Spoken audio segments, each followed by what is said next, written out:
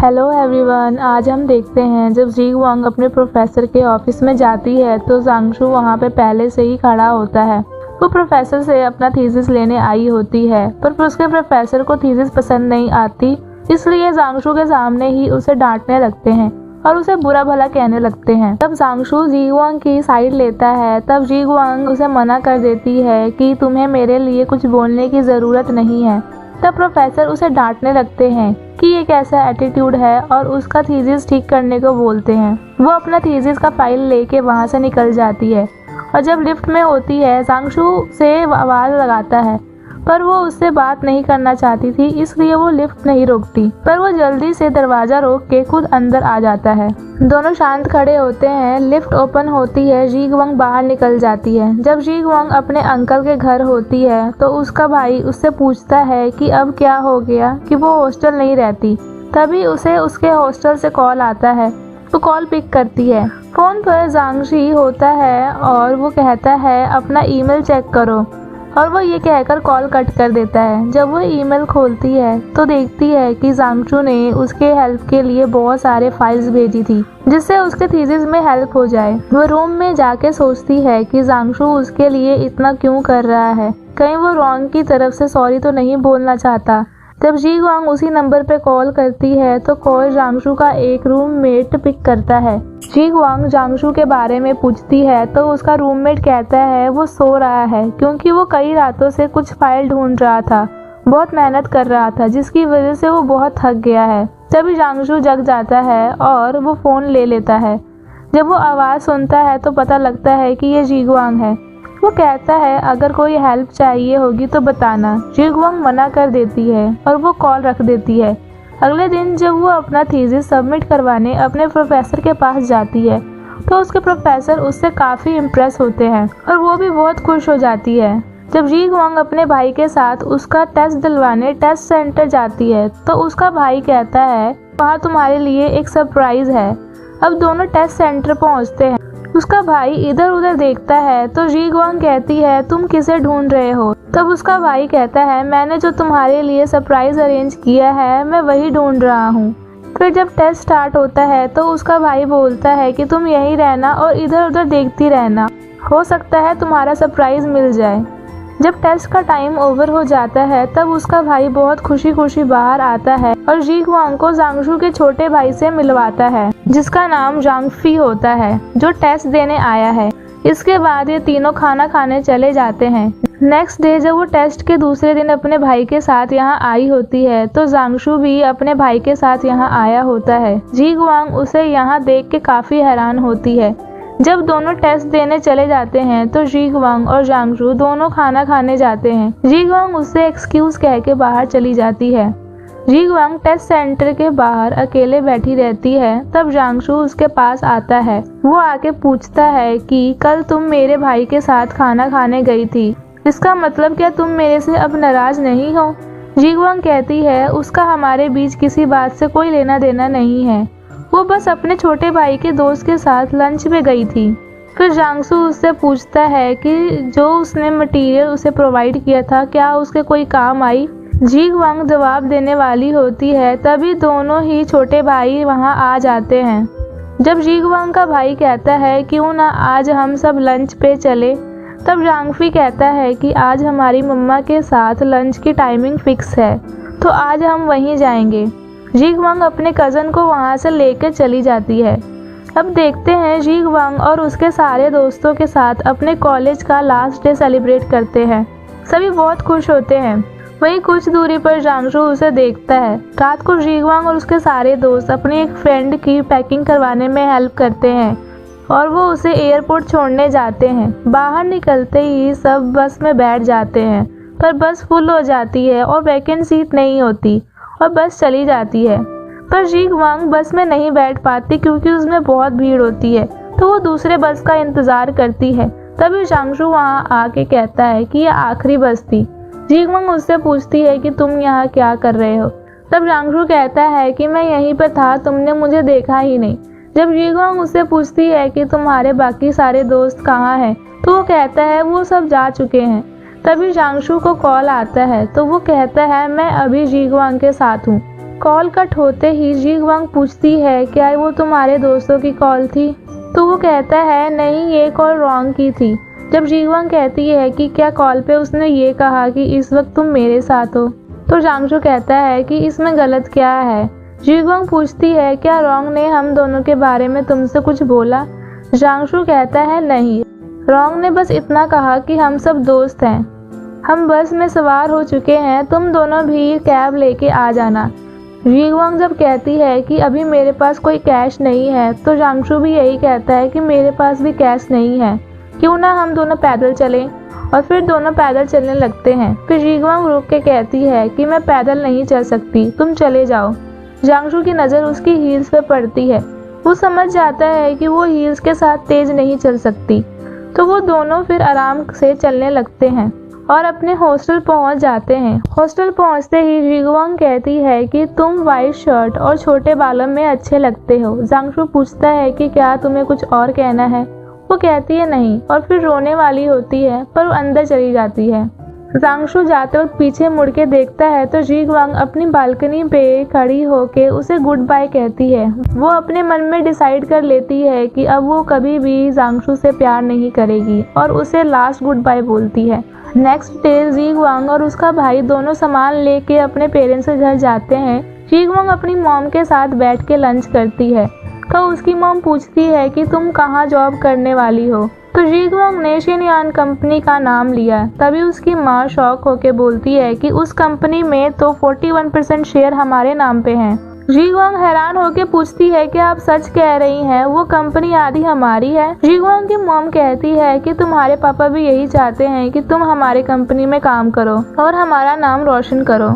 As we know कि जीगवांग का parents का डिवोर्स हो चुका था और दोनों अलग अलग रहते थे, तो वो नेक्स्ट डे अपने पापा से मिलने जाती है।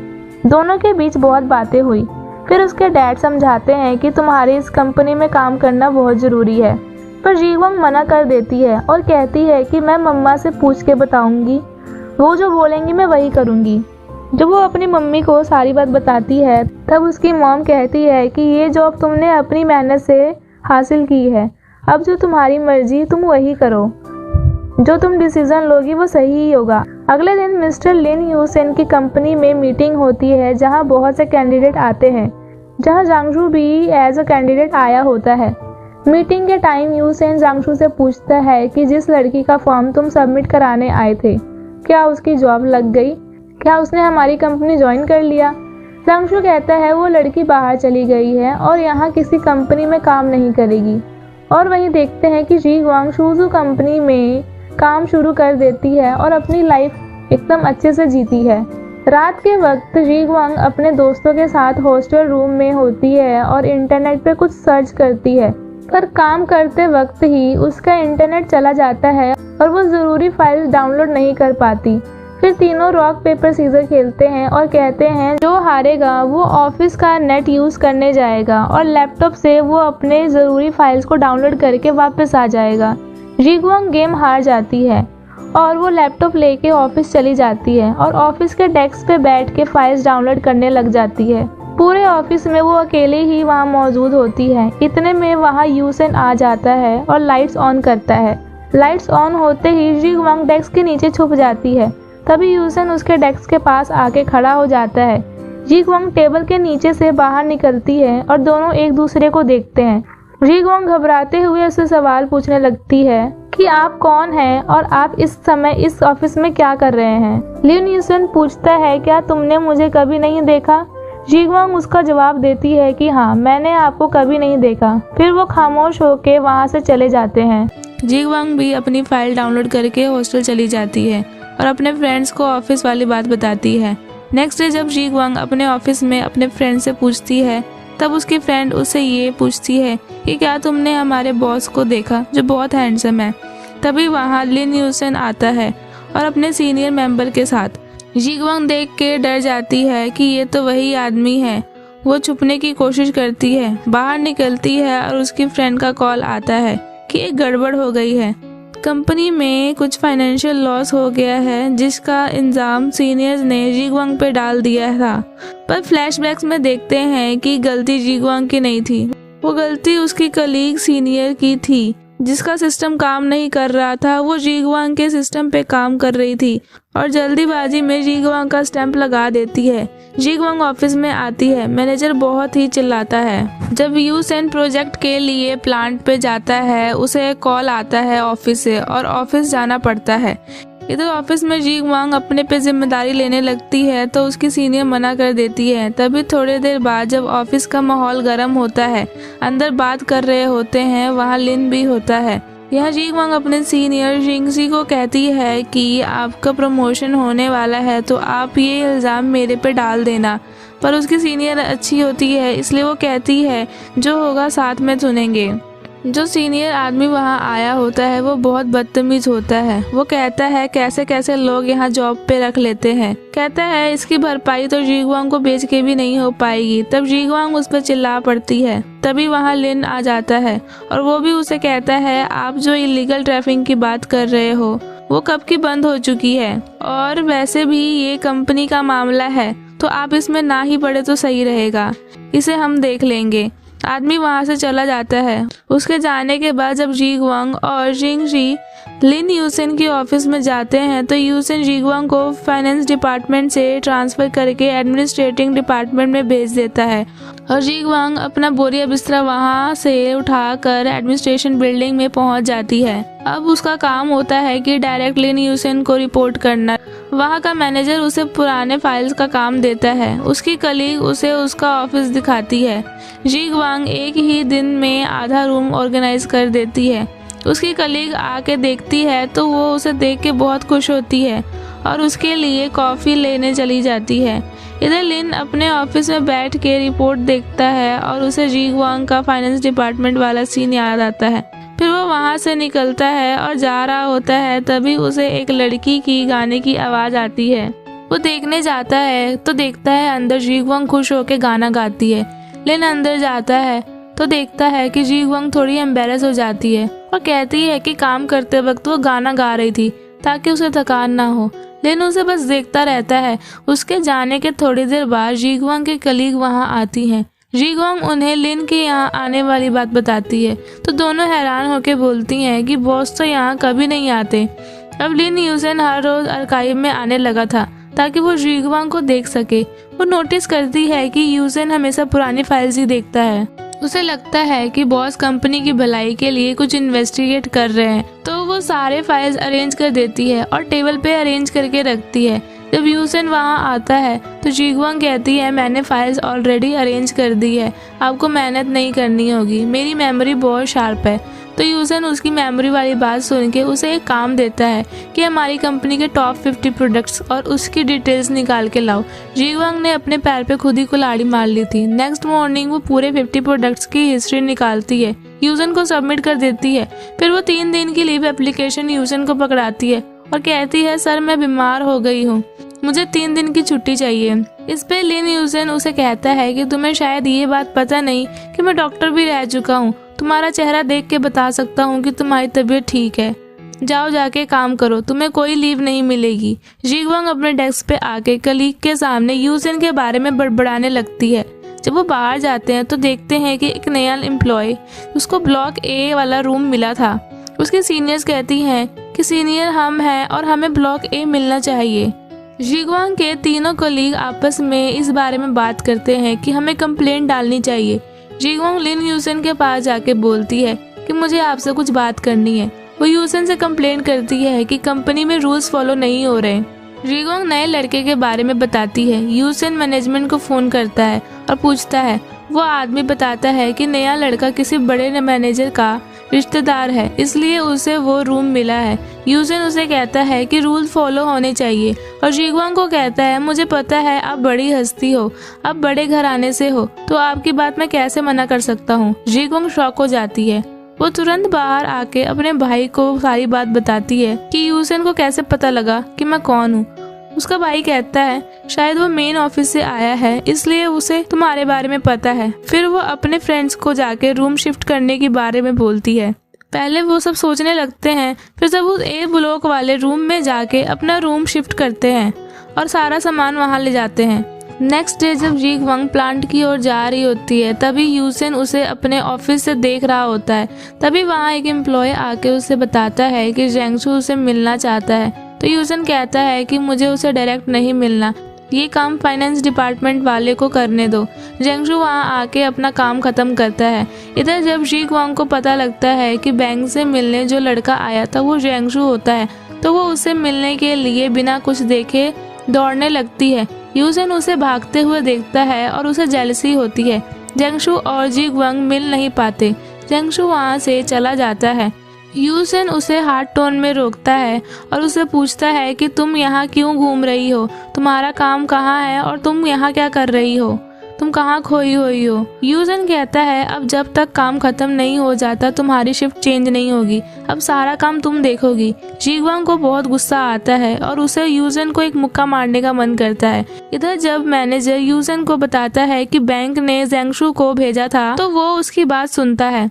यहाँ देखते हैं बेचारी जी वंग प्लांट का सारा काम करने लगती है। वो काम कर ही रही होती है कि तभी उसके सिर पर ऊपर से एक बॉक्स गिर जाता है और उसे चोट लग जाती है। वो अपने रूम में जाती है तो उसकी फ्रेंड उसे ऑइंटमेंट लगाती है।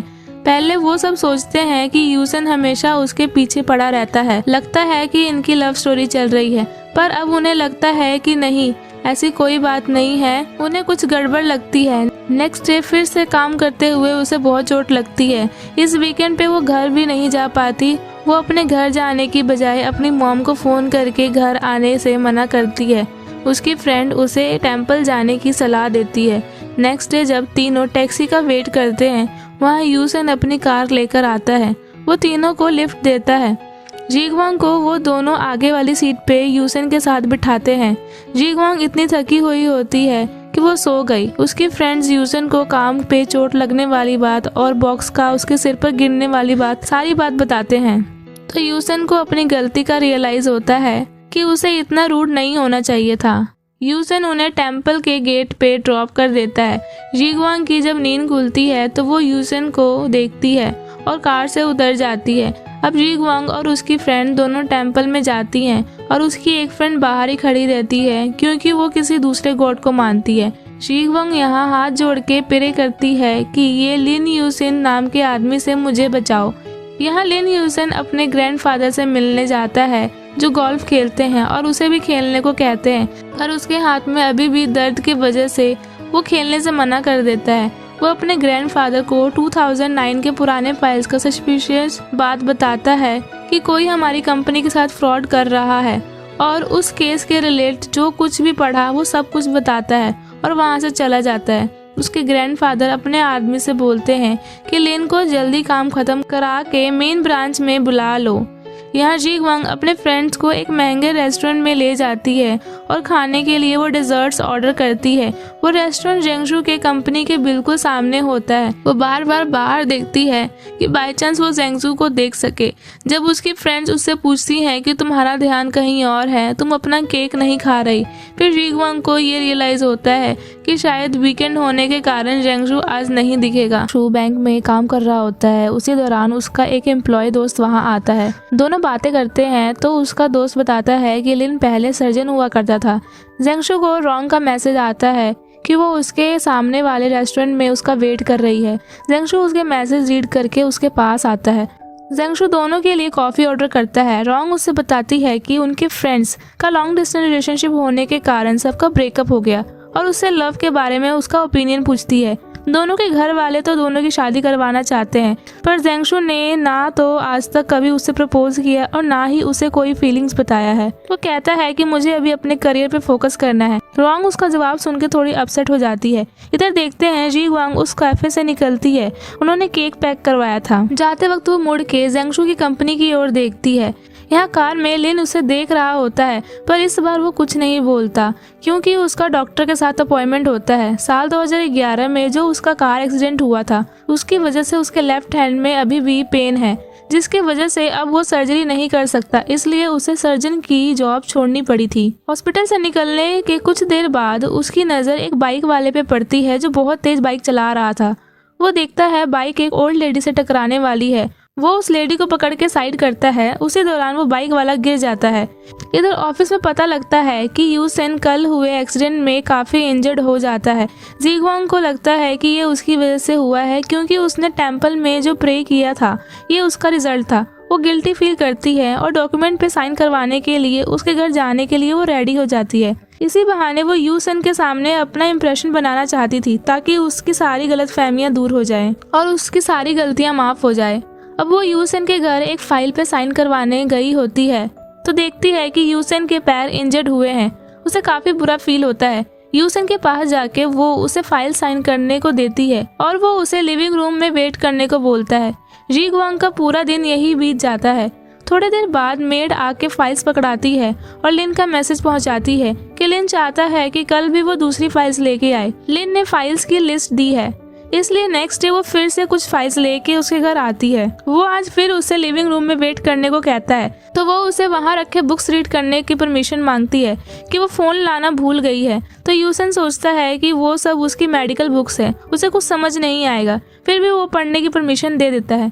जब जीगवांग बैठी होती है तो वहाँ लिन की मेड बुक्स लेकर आती है और उसके पास बैठ जाती है और उसे बातें करने लगती है। वो यूसेन के बारे में बताती है कि वो बचपन से ही जीनियस था पर उसके एक एक्सीडेंट की वजह से उसकी पूरी लाइफ बदल जाती है। वो उसे एक्सीडेंट वाली बात बताती है।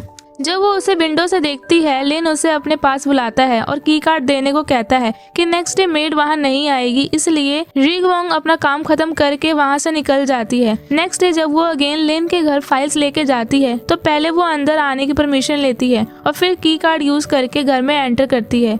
इस बार वो लिविंग रूम में नहीं बल्कि उसके साथ ही उसकी स्टडी रूम में वेट करती है। वो बहुत बोर हो रही थी जब तक यूसेन फाइल्स चेक कर रहा था। वो बोरियत दूर करने के लिए कभी उसके लिए वाटर लाती, कभी हॉट वाटर। यूसेन उसकी इतनी ज़्यादा केयर करने की वजह पूछता है, फिर उसे पास्ट याद करने को कहता है। वो कहता है मेरा 2 बार एक्सीडेंट हुआ है, पहले एक्सीडेंट की वजह से उसका पूरा करियर छिन गया और ये भी बोलता है कि अगर जीगवांग को एक्सीडेंट के बारे में अगर कुछ याद है तो ये बहुत अच्छी बात है। जीगवांग को समझ नहीं पाती। उसके बाद वो ऑफिस जाके फाइल सबमिट कर देती है। वो मेंग को फाइल सबमिट करते वक्त कहती है कि कल से लिन खुद ऑफिस आएंगे, इसलिए उन्होंने उसे घर जाने के लिए मना कर दिया है। अब उसकी कलीग आके सबको डिनर पे ले जाती है जहां वो सब ये बात करते हैं कि मिस्टर कांग पर कंपनी में धोखाधड़ी करने की वजह से पुलिस उसे अपने साथ इन्वेस्टिगेशन के लिए लेके गई है। सब बहुत खुश होते हैं कि मिस्टर कांग की सच्चाई बाहर आ गई। यूसेन अब ठीक होने के बाद 10 दिन बाद कंपनी आता है। जीगवांग उसे देखकर खुश होती है पर लिन आते ही उसे अपने ऑफिस में रिपोर्ट करने को बोलता है। इधर जेंगशु को उसके काम की वजह से इंश्योरेंस डिपार्टमेंट में प्रमोशन मिलती है। वो अपने भाई को कॉल करके इस खुशी वाली बात बताता है तो उसका भाई भी बहुत खुश होता है। उसका भाई कहता है कि रोंग भी उसके घर आती जाती रहती है और गिफ्ट भी लाती है। ये सुनकर जेंगशु इतना हैप्पी नहीं दिखता। जब जीगवांग अपनी फ्रेंड के रूम कपड़े धोने जाती है क्योंकि उसके रूम में वॉशिंग मशीन होता है जो कि जीगवांग के रूम में नहीं था, पर उसकी फ्रेंड भी की अपने ऑफिस में ही भूल जाती है तो जीगवांग पास वाले रूम की बालकनी से उस रूम में जाने की कोशिश करती है। तभी लिन किसी लड़की के साथ बात करते हुए जा रहा था पर उसकी नज़र जीगवांग पे पड़ती है। उसके साथ वाली लड़की ये देखकर चिल्ला देती है जिसकी आवाज़ सुन के जीगवांग बालकनी से गिरने वाली होती है पर लिन उसे बचा लेता है। पर बालकनी से गिरने की वजह से उसे चोट आई होती है और वो बेहोश हो जाती है। लिन के भी पैर में इंजरी की वजह से पेन था। लिन एम्बुलेंस को कॉल करके बुलाता है। हॉस्पिटल में ले जाते हैं जहां लिन भी साथ आया होता है। जीगवांग का ट्रीटमेंट होता है और वो अब ठीक थी। वो हॉस्पिटल रूम में बेड पे पड़ी हुई थी। उसकी आंखें खुलती हैं तो देखती है कि रात हो गई है और वहाँ यूसेन भी उसके साथ होता है। लिन उसके पास आके उससे बेसिक सवाल पूछता है ताकि वो चेक कर सके कि एक्सीडेंट की वजह से वो सब भूल तो नहीं गई है। लकीली वो ठीक होती है तो लिन उस पे उसकी लापरवाही के कारण उस पर चिल्लाने लगता है तो जीगवांग उसे गुस्सा करते देख रोने लगती है। वो उसे कहती है कि वो उसे टॉर्चर करता है, कंपनी का वर्क इतना स्ट्रेसफुल फिर भी वो उसे डांट रहा है। उसके चोट लगने पर भी लिन उसे सुना रहा है। ऐसी क्या दुश्मनी है जो वो उसे इतना टॉर्चर करता है। लिन को अब जीगवांग के लिए बुरा लगने लगता है। वो अपनी गलती के लिए माफ़ी मांगता है और कहता है कि आगे से उससे कभी ऐसी गलती नहीं होगी।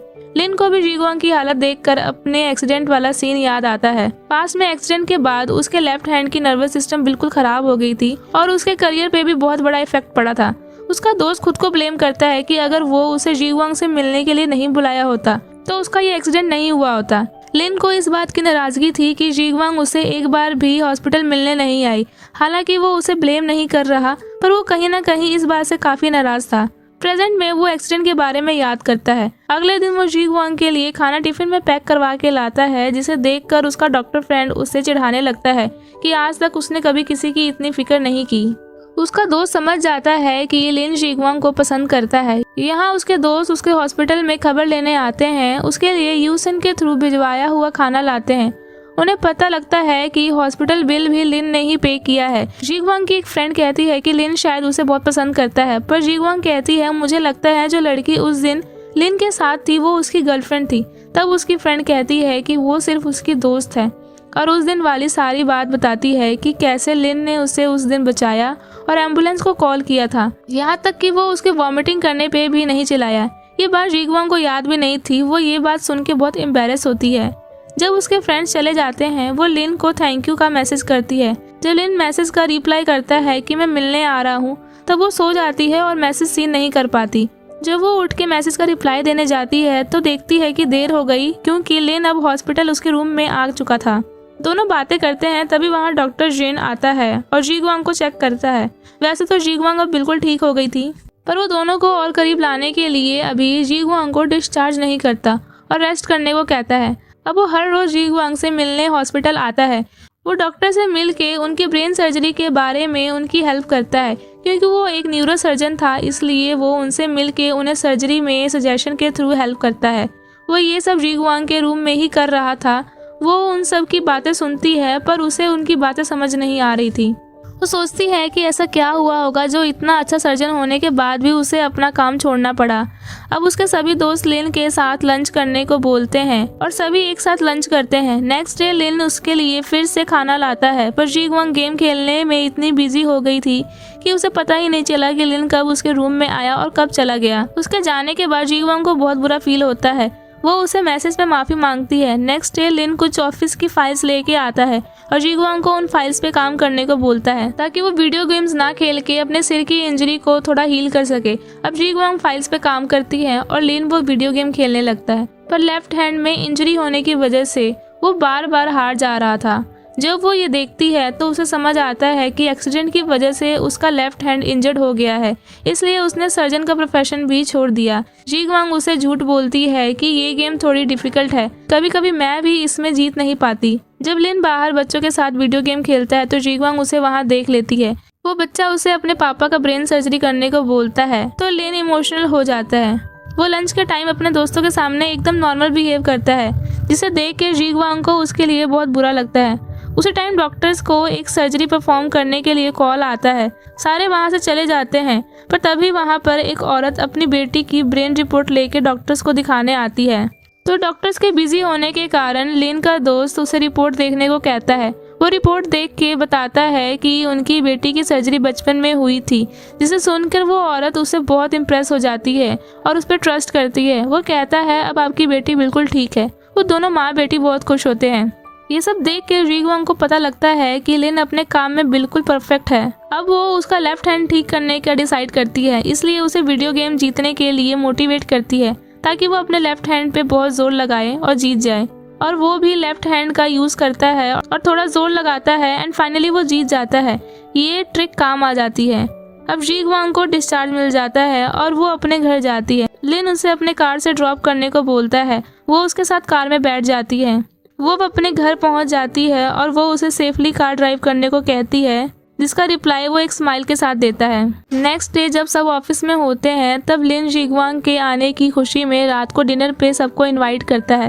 रात को सब डिनर करते हैं। डिनर के बाद जब वो पेमेंट के लिए जाता है, वहाँ वो जीगवांग को बुलाता है और पे करने का इशारा देता है, क्योंकि वो अपना वॉलेट घर पे भूल आया था। फिर सब एक कार में बैठे होते हैं, जहाँ सब कॉस्टली डिनर के लिए लिन को थैंक यू बोल रहे थे। तो लिन का एक्सप्रेशन हंसने वाला था, क्योंकि डिनर की पेमेंट जीगवांग ने की थी। जीगवांग को जब वो उसके हॉस्टल के बाहर छोड़ता है, तब जीगवांग उससे पूछती है कि क्या अब उनके बीच डिफरेंसेस दूर हो चुकी है, क्या अब वो दोनों फ्रेंड्स हैं। तो वो हाँ कहता है, हालांकि कुछ बातें जीगवांग समझ नहीं पाती। नेक्स्ट डे जब लिन और जीगवांग ऑफिस से बाहर निकलते हैं, तब वो उसे अपनी फ्रेंड की शादी में साथ चलने के लिए इनवाइट करता है। जीगवांग उसके साथ जाने के लिए मान जाती है। क्योंकि ये शादी उसी फ्रेंड की थी जिसकी वजह से वो बालकनी से गिर गई थी।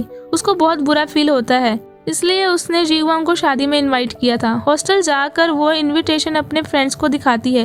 नेक्स्ट डे जब उसकी फ्रेंड उसे अपने शादी पे इनवाइट करती है तब वो काम का बहाना बनाकर आने से मना कर देती है और ये एपिसोड यहीं ख़त्म हो जाता है।